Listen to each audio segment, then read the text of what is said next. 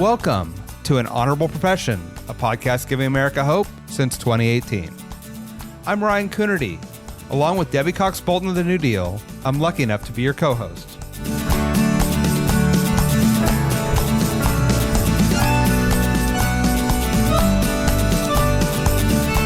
An Honorable Profession is a New Deal Leaders podcast. The New Deal is an organization that supports the next generation of American leaders. From attorneys generals, to state senators, to mayors, to school board members, these are the people that are pushing policies and politics that will respond to climate change, rebuild our economy, address racial injustice, and restore our democracy. These are incredibly talented people who have dedicated themselves to public service when their country and their communities needed it the most. Check out newdealleaders.org to see what I'm talking about. I'm Debbie Cox Bultan, CEO of the New Deal and co-host of An Honorable Profession.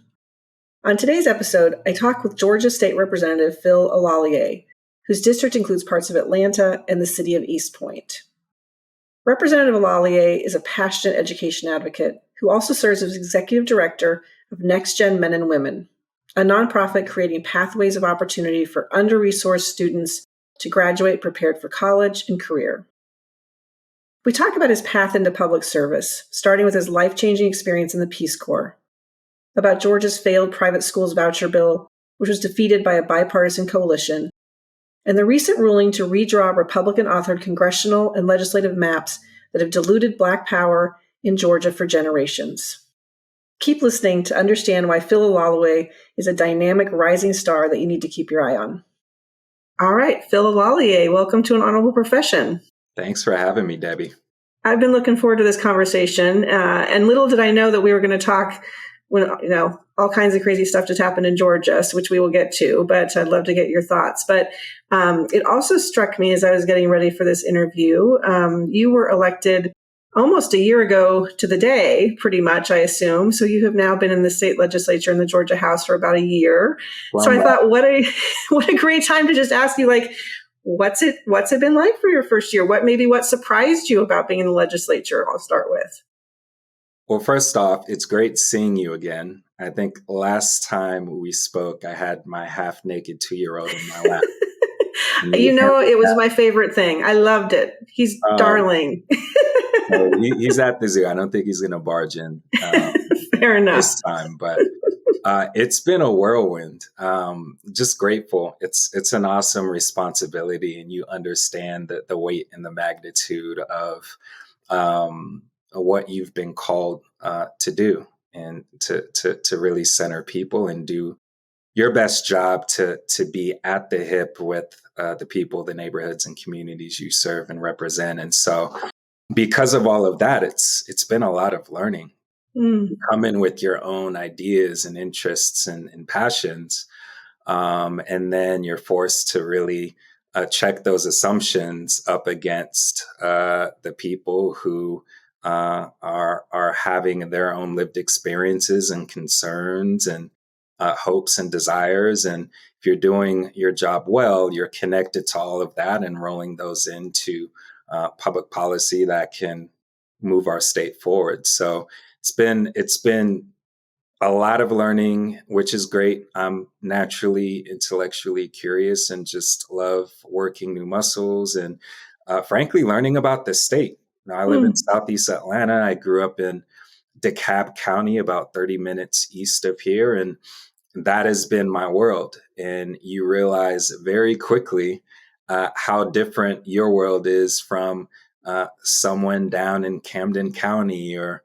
up in Clark County and different nooks and crannies across the state. It's vast, it's unique, it's beautiful, it's diverse, and it's been great to be able to learn more about the state through the lived experiences of colleagues.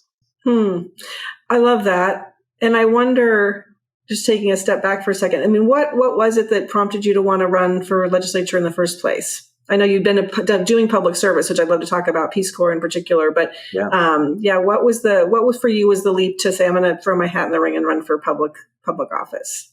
A little bit of craziness. I would say it's twofold. My upbringing in everyday, working class family. My parents are immigrants.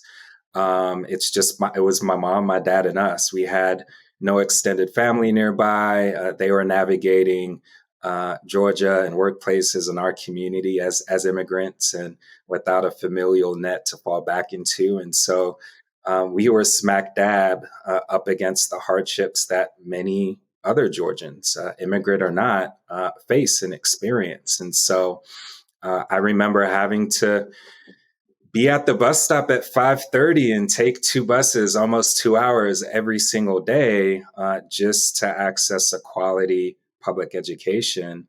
Not really thinking too much of it back then, although my dad and I had,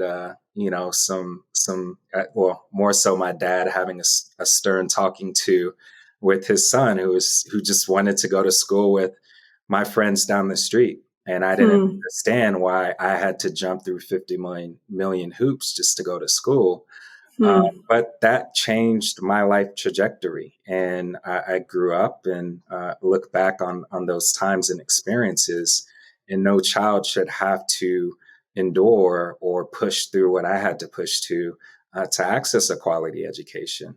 And now, fast forward, just given the work that I do with my nonprofit, Next Generation Men and Women, really working to do similar minded work, leveling playing fields for high school youth in Atlanta who live in parts of towns that are economically distressed, and really building an ecosystem and a community of support and opportunity to plug our students into, to have exposure to career options and pathways beyond high school, to get excited about what's possible beyond the walls of a classroom or their surrounding community, and to marry that with the mentorship and support that teachers and college students provide.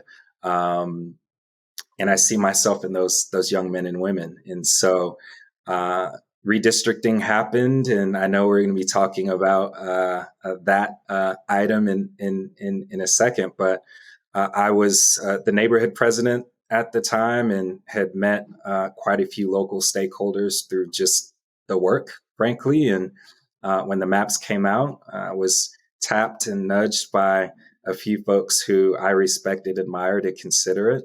My wife and I prayed on it. We were expecting, and my son was 4 months when we made the decision to just, as you said, throw our hat in the ring. Wow.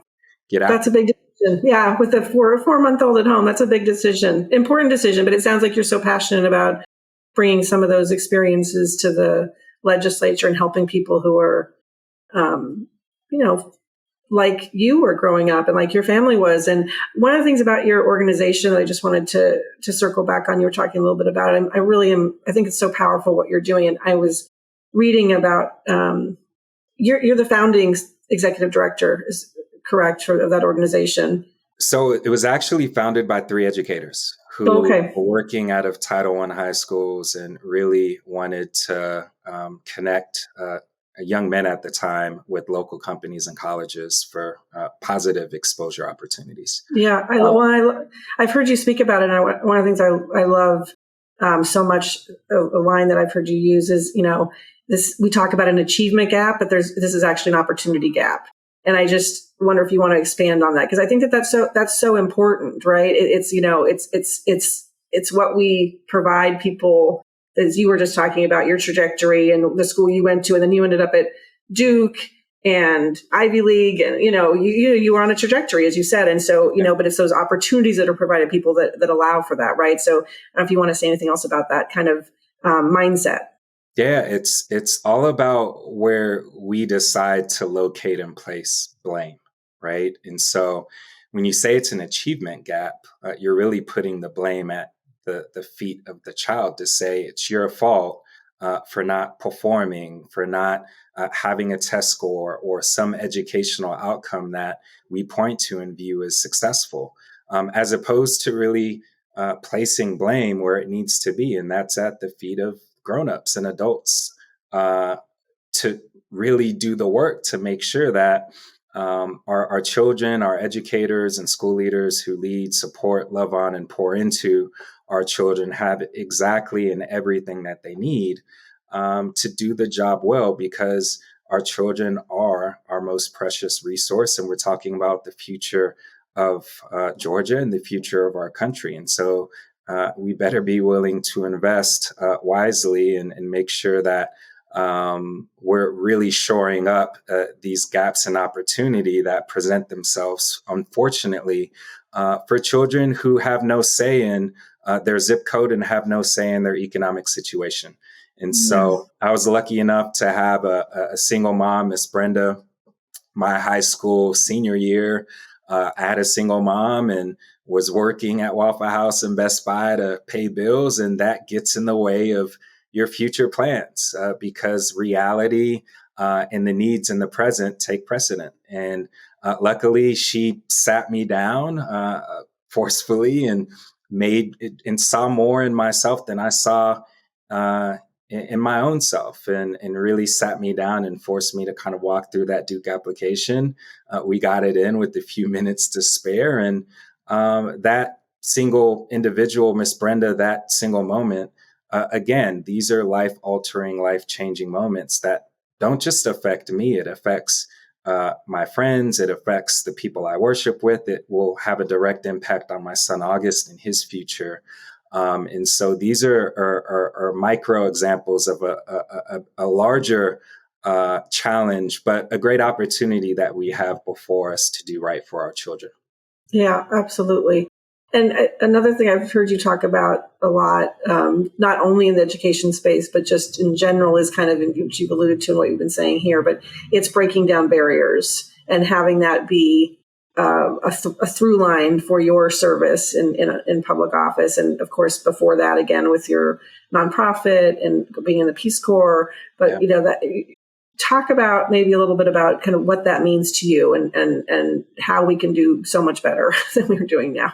It's so interesting, Debbie, because I would say the lifeblood of our programming experience are these exposure trips. And so we partner with 60 to 65 odd local companies, 2-year technical colleges, 4-year universities, who really open their doors for our students to peer into, to step inside, to learn about different careers, professions, some of which they never knew existed, and to really start building some social capital, relationships, and confidence that they too can occupy a seat that they've seen a professional occupy. And our students board buses. We work predominantly on the south side of town, and not sure how familiar you are with Atlanta, but I mean, you can really look at a socioeconomic line of demarcation as being I-20, and that's the north-south split. And you look at educational outcomes, health outcomes, poverty, you name it, and it's probably less south of 20 than it is north of 20. And so we have the great fortune of having these partnerships and a programming experience where every single month, starting their 9th grade year, they're going to get on a bus and they're going to literally explore their hometown, their own community. And many of our students have never been to parts of Atlanta that are only a few miles down the road. And in Atlanta, I mean, you drive up 75, 85, a few exits, and the world changes. Those are powerful, powerful, immersive experiences for young people. I had a similar experience in my work experience, having to drive 15, 20 minutes outside of Stone Mountain to work at a Best Buy, to work at a Waffle House, but it was exposure nonetheless. I was able to meet people from all walks of life and immerse myself in my own town. And that stretched my imagination and gave me the confidence and agency to know that, you know what, maybe I can be there too. And maybe I should push harder. And when you have something that is yours as a young person that excites you, you're a lot more willing to push through those barriers to get it. Yeah, no, absolutely. There is just something about if you can see it, you can be it idea, right? Like if you're just if you're not aware of the possibility, how can you possibly dream it, right? And so I think that's so exciting and powerful. And thank you for your work on that. Let's talk Georgia politics for a minute because it was a big week last week. Probably our listeners know, hopefully, because they're mostly political junkies, but that the federal judge threw out the congressional map in Georgia on the basis that it violated the Civil Rights Act, and so or the Voting Rights Act. Tell us kind of what happened, where you go. I know that the governor's called a special session for later in November. Yeah. What does all this mean, and what do you think the outcome ultimately is here? I mean, it was really hailed as a big win for Democrats. Tell us what you're seeing down there. It's huge. It's huge. We cannot deliver for our communities and the people that we love so dearly without having representation and, frankly, power within the Georgia General Assembly to move things along. And unfortunately, the party that's in power here in Atlanta, both the House, Senate, and the executive are controlled by Republicans. And it's, becoming a party of maintaining the status quo and not wanting to be open-minded and solutions oriented around the very real and unique needs that Georgians have across the state. And more representation allows us to move away from a process that really is designed to allow elected officials to dictate and determine their own districts versus the districts and the people being able to dictate and determine their elected officials. And that has huge implications when we're talking about what issues are being prioritized, the types of investments being made in our human infrastructure, and in programs across the state, across education, housing, public safety, expanding Medicaid. And so the basis really rested on a set of maps that were most recently deemed unconstitutional because they violated the Voting Rights Act and diluted Black power and were discriminatory towards Black African Americans here in the state, where over the course of 10 years, the Black population has actually grown by 500,000. The white population has decreased, yet Black representation in Black majority districts have decreased. So there's no real way to make it make sense. And so we're hopeful. We're hopeful that the judge's ruling allows us to come together and really put fairness and people and justice and inclusive representation at the center of the map making and design process, so that we land on the map that, again, it's not about right, left. It's not about Democrat, Republican. It's about Georgians. It's about the people having fair, equal representation that's just, that amplifies their voice, and that allows for a governing body that looks like, feels like, and it looks like Georgia, frankly. It looks like Georgia. So we'll be back sooner rather than we expected. November 29th, the governor has called for a special session. We have until, I believe, December 8th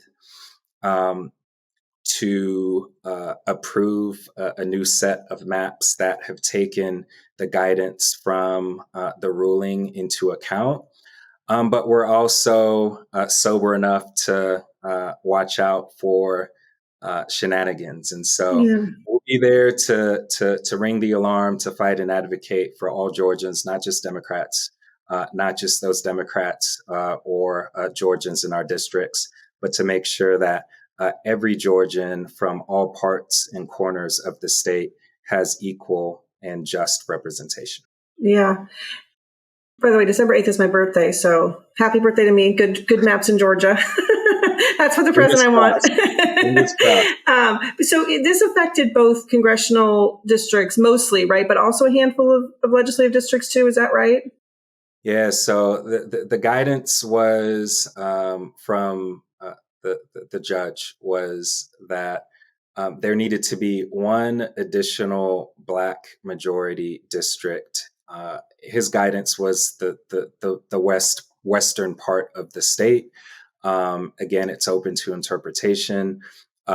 Believe two additional Black majority Senate districts and 5 additional Black majority House districts. Wow. And again, when we currently are 13 seats away from having a voting majority in the House, and the closer we get, it changes the working dynamics within the chamber so that we can actually have bills and ideas and solutions assigned to committees and discussed in committees and brought to the floor for a vote because we have a little bit more power and say to frankly represent our residents. Yeah. And so we're excited, we're hopeful, and we're just keeping our ears and our eyes open until the ink is dry, nothing is final, and we've got a little bit more work to do.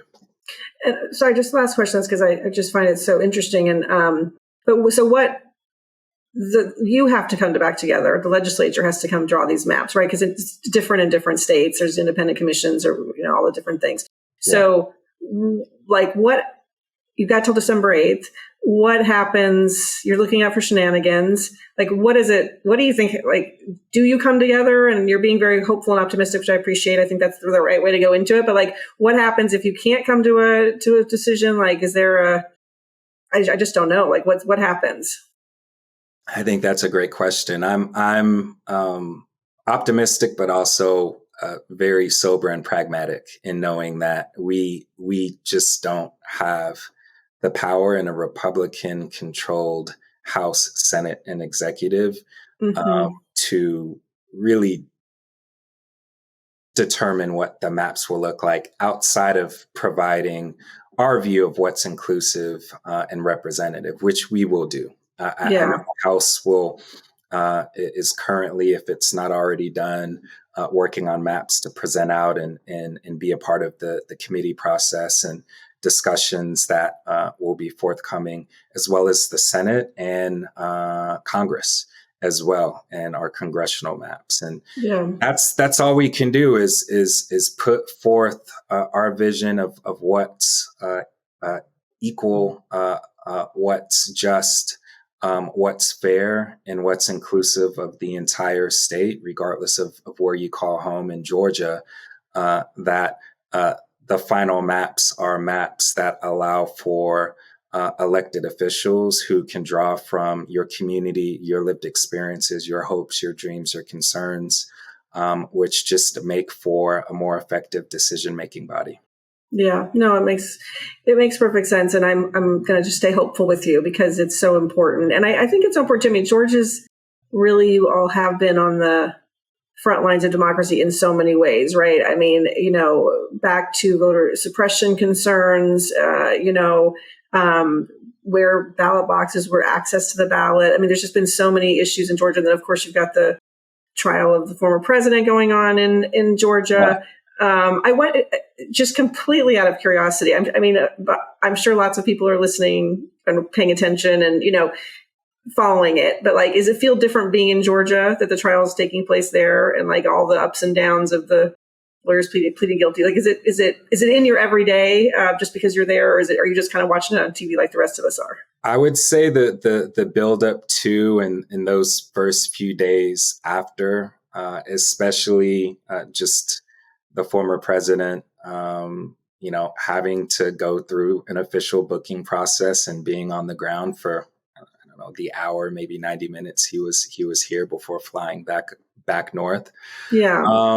But there's just too much work that needs to be done. And everyday hardworking Georgians aren't focused on that. They're Yeah. focused on wages. They're focused on benefits. They're focused on how do we as a state provide world-class educational experiences for our children, really shoring up opportunity and support for all Georgians, especially those who need it the most. And so we're focused on the work at hand, and we're trying to keep the distractions at bay. The former president, he has to go through the process like any other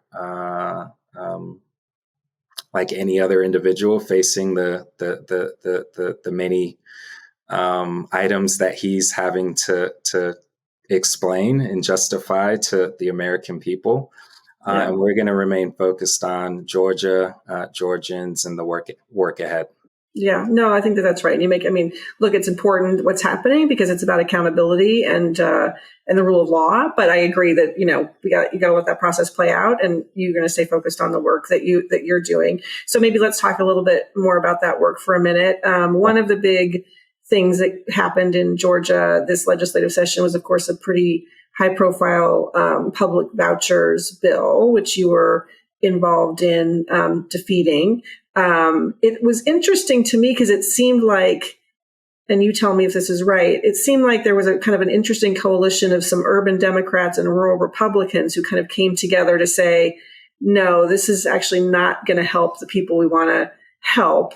And I thought that was fascinating from a political standpoint. So I'm wondering just kind of what you can tell us about how that ultimately played out. Yeah, it was. We were equally as surprised, Debbie, knowing that most bills aren't brought to the floor for a vote without having numbers in hand to support bringing that bill forward and knowing that it's going to pass. And so it was interesting during the process, and I spoke in the chamber against the bill vehemently. And again, there are points of connection, be it an urban, you call an urban part of town like I do, home, or a more rural southern part of Georgia. There are things that we all care about as parents, as Georgians. And when you're talking about just the role that a public school and public education plays in civil society and the development and growth of our state's future, people, pay attention and they go to bat to protect public educators, public schools, and our students. And so the private school scheme, voucher scheme, scam, whatever you want to call it, on its face is really the first step in the privatization of education and ruining public schools as we know them, especially here in the state where we're not even fully funding schools. We're one of 6 states across the U.S. that is not providing state allocated funds to schools to support children living in poverty. There are a whole host of needs on the ground within our classrooms and public schools that need attention, from transportation costs and funding for those growing expenses being flat for the past 15 to 20 years, forcing superintendents into impossible decisions and choices that ultimately wears down and decreases the resources that they have to invest in enrichment programming, mental health counseling, dual enrollment transportation, academic recovery work coming off of the pandemic, and the list goes on. And so I just don't really see a case or a way to justify a private school voucher plan that knowing that private schools on average cost about $12,000 and disposable income. And our bill is designated specifically for children and families of those children who attend the lowest 25% here in state. So the lowest quartile of performing schools. Only those students and their families would be able to be eligible for a voucher. But $6,500 is only half of that. You're putting transportation on the backs of hardworking Georgians. They're having to feed their own children. We can't program or voucher our way out of our dismal education state. We have incredible stakeholders, workers, educators with ideas and determination and passion and love for the work that they do every single day. We just need to invest, like many other states are investing, in our public schools to give them the means and resources to do the work, to invest, grow, develop incredible, amazing, talented, curious Georgia children and future adults who will be contributing immensely to our state. Yeah. And I think it was really interesting how that played out with the coalition that came together to defeat it. I know that you are not only, of course, you're in the minority, you're playing defense a lot, but you're also proactively pushing for and championing education reform bills. I know that people will find out soon that we had a new idea challenge this year, where we invited a bunch of people to New Deal leaders to give us their best ideas, and your idea did very well. Tell us a little bit about some of the things you're working for, in addition to having to play defense. I would love to. So it was my the first bill I sponsored. It's titled the Georgia Educational Opportunity Act. And effectively, it provides resources and funding to schools to support children living in poverty.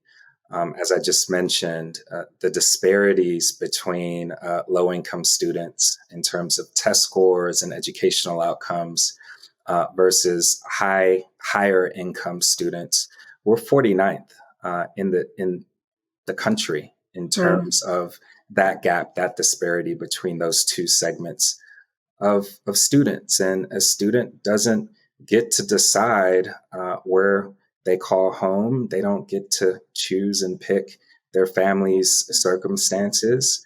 And we should not allow a zip code or a child's economic situation predetermine their success. And so the act would really modernize our state's education funding formula, which is called the Quality Basic Education Formula, which was created a year after I was born and has not 1986, a long time ago, despite how young I look, very long time ago. And Hey, I'm older than you are, but go ahead. Not that long ago, but all right, go ahead. I was at an event last week. Hey now. And thought I was in my late 20s, which is wild. Thank you. No, I'm a healthy full 38 and feeling. There you go. There you go. We have not revised the funding formula in almost 40 years.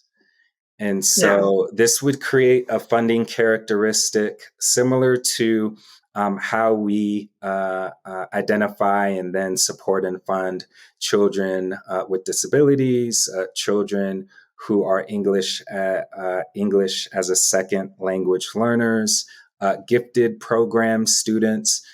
Those characteristics and segments of students receive additional funds. And so this act was modeled off of a similar piece of legislation that was passed, I want to say 2021 in South Carolina. We are one of two states across the Southeast that currently does not provide any additional state funding for children living in poverty. You can probably guess who the other one is on that, sterling list of two. But it would allocate roughly $1,500 if we matched the weight that South Carolina used per every student. And in the state, you're talking almost 500,000 children, K through 12, living in poverty. We have a budget surplus this past year of $4 or $5 billion. So it would be a seventh, 1/8 of that. And it would do a world of good and provide real tangible benefits for our educators and our schools who are trying to do so much with so very little. Yeah, it's so exciting and so important. Do you feel like there's a chance that, particularly because, as you said, this is a lot of other Southeastern states are making the same decision or have already done it. Do you feel like there's a good path for passage here? We'll see, Debbie. It's honestly, it's a bipartisan bill supported by a friend of mine and a Republican colleague who serves a rural part of Southern Georgia. We created a study committee as an accompanying piece of legislation just to run the numbers and to hear from subject matter experts just how beneficial this piece of legislation would be to all parts of the state. But it has to be a priority. And the track record and what I'm seeing from the governor all the way down is it's not a fiscal conservatism. It's just negligence. Yeah. And really overlooking the real and present needs that our children, again, our most precious resource. This is the easiest and best investment and ROI that we could want for our state. And we're going to continue to have the conversation and stretch our arms out to any and all who are interested in doing more for our children in our public schools. Yeah. Well, it's like you said, it's a choice of priorities, right? And these investments are going to get made, and it's what you choose to invest in, and I don't think there's anything more important than kids, as you're talking about. So that's right. We'll be watching that. Maybe I'll end with a last question, kind of where we started, which was about kind of your own path to service. I didn't have a chance earlier to ask you maybe a little bit about the PeaceCorps. And specifically, just because I'm such a huge fan. I'm a huge fan of national service. I think that service is, generally speaking, such a important. It's what animated my career. It's clearly something that's super important to you. Just anything that you are seeing right now in this kind of tough time that we're living in about the value and importance of service. Yeah, I mean, the Peace Corps had such an indelible impact on me as a human being, as just all phases, as a son, as a father, as an executive director, and now as an elected official.